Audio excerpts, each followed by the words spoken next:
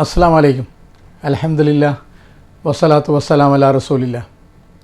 പ്രിയപ്പെട്ടവരെ, ഇന്നത്തെ തിരിച്ചറിവിൽ ശരിക്കും ഒരു തിരിച്ചറിവിനെ കുറിച്ച് പറയാനാണ് വന്നത്. അതിനുള്ള പ്രചോദനം ഇന്നലെ ബഹുമാനപ്പെട്ട അബ്ദുറഊഫ് മദനിയുടെ ഖുർആൻ വഴി നടത്തുന്നു എന്ന ഓൺലൈൻ ക്ലാസ്സിൽ പങ്കെടുക്കാൻ അവസരം കിട്ടി.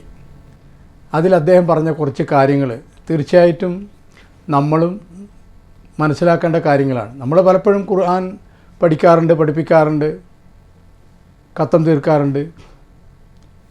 അതിൽ പ്രധാനപ്പെട്ട മനസ്സിൽ തങ്ങിയ കാര്യങ്ങൾ നിങ്ങളുമായിട്ട് പങ്കുവെക്കാൻ വന്നതാണ്.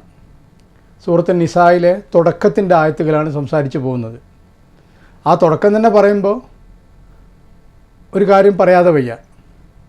അതായത് സ്ത്രീകൾക്ക് ആത്മാവുണ്ടോ അല്ലെങ്കിൽ സ്ത്രീകൾക്ക് അനന്തരാവകാശമുണ്ടോ എന്നൊക്കെ മറ്റ് വിശ്വാസ ദർശനങ്ങൾ ചർച്ച ചെയ്യുന്ന കാലത്ത് 1400 കൊല്ലങ്ങൾക്ക് മുമ്പ് 6-ാം നൂറ്റാണ്ടിൽ ആട്ടിനെ മേച്ച് നടക്കുന്ന കാട്ടറവിക്ക് ഇറങ്ങിയ വിശുദ്ധ ഖുർആനിൽ സ്ത്രീകൾക്ക് സ്വത്തവകാശത്തെക്കുറിച്ച് പറയുന്നുണ്ട്. അത് പറയാനല്ല ഞാൻ വന്നത്. അവിടെ ഒരാൾക്ക് അനന്തരാവകാശം, അത് ആയിരങ്ങളാവട്ടെ, പതിനായിരങ്ങളാവട്ടെ, ലക്ഷങ്ങളാവട്ടെ, കോടികളാവട്ടെ, അദ്ദേഹത്തിൻ്റെ മാതാപിതാക്കളോ അല്ലെങ്കിൽ ആരിൽ നിന്നാണോ അനന്തരാവകാശം കിട്ടാൻ അർഹരായവർ അവർ മരണപ്പെടുന്നപ്പോഴാണ് ഫ്രീ ആയിട്ട്, അക്ഷരാർത്ഥത്തിൽ ഫ്രീ ആയിട്ട് ഇത് അനന്തരാവകാശ സ്വത്തായിട്ട് ഒരാൾക്ക് ലഭിക്കുന്നത്. അതിനുള്ള യോഗ്യത എന്താ? ഏറ്റവും വലിയ യോഗ്യത അള്ളാഹുവിൻ്റെ തീരുമാനപ്രകാരം ഇദ്ദേഹം മരണപ്പെടുന്നതിന് മുമ്പ് അയാൾ മരിച്ചു. വേറെ യോഗ്യത ഒന്നുമില്ല.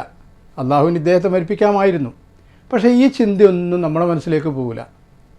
അവിടെ സ്ത്രീകൾക്ക് ഉദാഹരണം അവിടെ പറയുന്നുണ്ട്.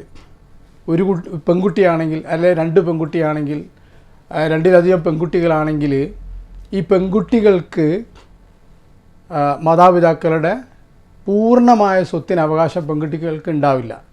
നിശ്ചിത ഓഹരി, അതിൻ്റെ ഓഹരിയും കണക്കൊന്നും ഞാൻ പറയുന്നില്ല, അങ്ങനെ പറയാനും പറ്റില്ല. നിശ്ചിത ഓഹരി ഈ മരണപ്പെട്ട ആളുടെ സഹോദരൻ, മൂത്താപ്പാക്കോ എളാപ്പാക്കോ പോകും. ഇത് നമ്മുടെ നാട്ടിലെ സാധാരണക്കാർക്ക് പലപ്പോഴും ഉൾക്കൊള്ളാൻ കഴിയില്ല, അവർക്കത് അംഗീകരിക്കാൻ കഴിയില്ല. കാരണം ആ രീതിയിൽ നമ്മൾ പലപ്പോഴും ശ്രദ്ധിച്ചാൽ മനസ്സിലാക്കാൻ കഴിയും. നമ്മുടെ കുടുംബങ്ങളിൽ, കൂട്ടുകുടുംബങ്ങളിൽ നമ്മുടെ അന്യന്മാരായിട്ടുള്ള ശത്രുക്കളേക്കാൾ പരസ്പര മത്സരവും വാശിയും മക്കളിൽ ഉണ്ടാക്കുന്നതും, ഉദാഹരണത്തിന് ജ്യേഷ്ഠൻ്റെ മക്കൾ നല്ല ജോലി കിട്ടി, അല്ലെങ്കിൽ നല്ല മാർക്ക് കിട്ടി, പെങ്ങളെ മക്കൾക്ക് അല്ലെങ്കിൽ അനിയൻ്റെ മക്കൾക്ക് കുറഞ്ഞു പോയി, ഇതൊക്കെ കുടുംബ ചർച്ചകളിൽ ഒരുതരം വാശിയും പകയും വിദ്വേഷവും വളർത്തുന്ന രീതിയിലാണ് പലപ്പോഴും കാണപ്പെടാറ്.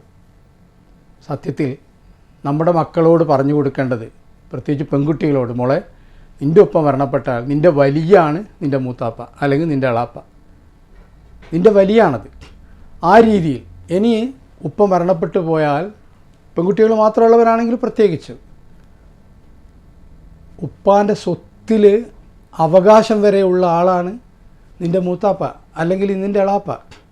ആ രീതിയിലാണ് പലപ്പോഴും മക്കളോട് പറഞ്ഞു കൊടുക്കേണ്ടത്. ആ രീതിയിലുള്ളൊരു ബോധവൽക്കരണം, ആ കുടുംബബന്ധവും ആ തീക്ഷ്ണമായ ആ സ്നേഹബന്ധം വളർത്തിയെടുക്കാൻ പലപ്പോഴും പല കുടുംബങ്ങളിലും അങ്ങനത്തെ ഉണ്ടാവാം, അങ്ങനെ കാണാറില്ല. പലപ്പോഴും നേരെ തിരിച്ചാണ് സംഭവിക്കാറ്. മൂത്താപ്പാക്കോ അല്ലെങ്കിൽ എളാപ്പാക്കോ എൻ്റെ ഉപ്പ മരണപ്പെട്ടാൽ സ്വത്ത് കൊണ്ട് അതിപ്പോൾ മൂത്താപ്പി എളാപ്പി അങ്ങനെ തിന്നണ്ട, നമുക്കൊരു കാര്യം ചെയ്യാം, നമുക്ക് ഇപ്പം തന്നെ ഭാഗിച്ച് കളയാം, അല്ലെങ്കിൽ ഒസ്യത്ത് എഴുതി കളയാം. ഈ രീതിയിലാണ് പലപ്പോഴും ചർച്ചകളും മറ്റു കാര്യങ്ങളിലും പോകുന്നത്. അപ്പോൾ ഇതിൻ്റെയൊക്കെ തീരുമാനം അള്ളാഹുവിൽ നിന്നാണെന്ന് മറന്നുകൊണ്ടാണ് ഈ രീതിയിലുള്ള, കാരണം നിശ്ചിതമായ ഓഹരികൾ എങ്ങനെ കൊടുക്കണം, എന്ത് ചെയ്യണമെന്ന് വ്യക്തമായി പടച്ചവൻ വിശുദ്ധ ഖുർആനിൽ പറഞ്ഞതിനെതിരായിട്ട് ചിന്തിക്കുകയും പ്രവർത്തിക്കുകയും പ്ലാൻ ചെയ്യുകയും ചെയ്യുന്ന ആളുകൾ ഈ ഒരു തിരിച്ചറിവ് തീർച്ചയായും ഉണ്ടാവണമെന്ന് ഓർമ്മിപ്പിച്ചുകൊണ്ട് തൽക്കാലം ഇവിടെ അവസാനിപ്പിക്കുകയാണ്. മറ്റൊരു വിഷയവുമായി, ഇതിൻ്റെ തുടർച്ച തന്നെ മറ്റൊരു വിഷയവുമായി പിന്നൊരിക്കൽ.